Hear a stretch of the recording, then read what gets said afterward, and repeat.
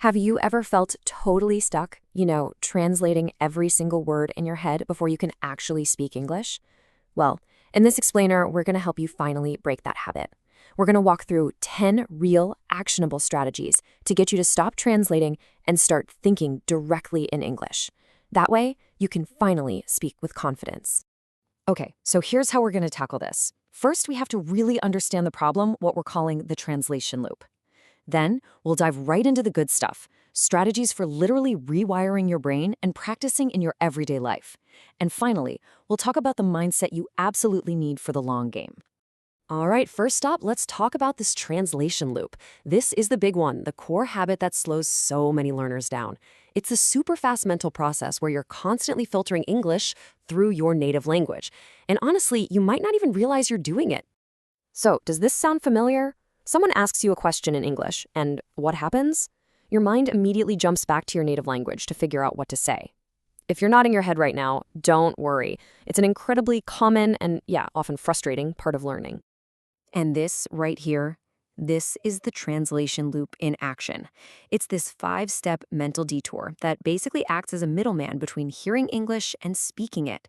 All that extra work is exactly what's slowing down your response time and making conversations feel clunky and unnatural instead of smooth and fluid. I mean, this slide just shows the difference so perfectly, right? On one side, you have that little turtle on a winding road. That's translational thinking.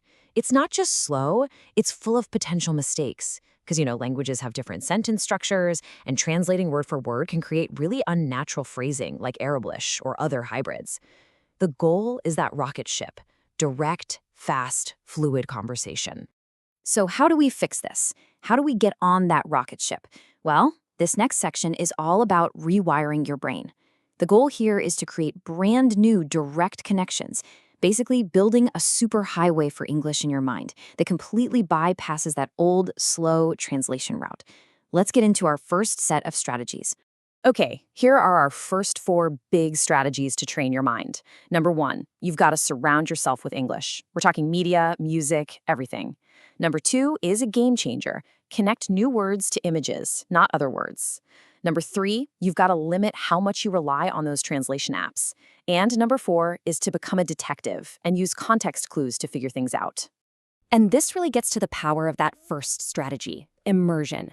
Our source for this explainer, Tiffany, told this amazing story about a student she had in South Korea. This guy became incredibly fluent. But get this, he had never lived abroad. He did it all just by surrounding himself with English media, YouTube, podcasts, movies. He literally built an English world for himself without ever leaving his country. It's possible. Now for strategy number 2, using images. This is so crucial. The point is to connect a new English word directly to the concept or the image. So when you learn the word tree, you should actually picture a tree in your mind, not the word for tree in your native language. See? It creates a direct mental link and totally cuts out that middleman. And this ties right into strategies 3 and 4, limiting those translator apps and using context. So let's say you can't think of a word. Instead of immediately grabbing your phone, challenge yourself. Try to describe it using the English you already know. This kind of practice strengthens your brain's ability to problem solve in English and communicate effectively, even when you don't know every single word. All right, now for my favorite part, turning your everyday routines into powerful learning opportunities. These next strategies don't require a classroom or a textbook. You can do them anywhere, anytime, starting right now. Okay, these next 5 strategies are all about making English an active, living part of your world. As you can see, we're talking about speaking out loud to yourself, narrating your day, finding quiet moments to practice, keeping a journal in English, and, of course, talking to people. It's all about shifting from just passively learning to actively using the language. Let's talk about strategy number 5, narrating your actions out loud. Now, I know this might feel a little weird at first, but trust me, it's so effective. By just saying what you're doing, you're forcing your brain to find the vocabulary and form sentences in real time. You're building that mental muscle you need for spontaneous conversation. And hey, this isn't just some abstract tip. For strategy number 6, narrating your environment, Tiffany used this exact method herself when she was learning Korean. She'd be in a taxi and just mentally narrate what the driver was doing. This just shows how practical this technique is. You can do it on your commute, while you're cooking dinner, or just walking down the street. Okay, now for a really fascinating one. Strategy number 7, practice in quiet moments. So often speaking English can be tied to feelings of stress or even panic. Well, this strategy completely flips that on its head. By practicing when you're already relaxed, you start to build a totally new association in your brain, one of calmness and control. And that can make a huge difference when you're in a real conversation. Strategy number 8 is keeping an English journal. This is a fantastic zero pressure workout for your brain. Seriously, there's no one there to judge you. It gives you the time and space to organize your thoughts, find the right words, and think about your day, all while getting better at thinking and writing in English. And all of this, of course, builds towards strategy number 9, which is finding ways to just chat with native speakers. And finally, let's talk about the one thing that ties all of these strategies together. It's not really a technique, but more of a mindset you need to have for the long game.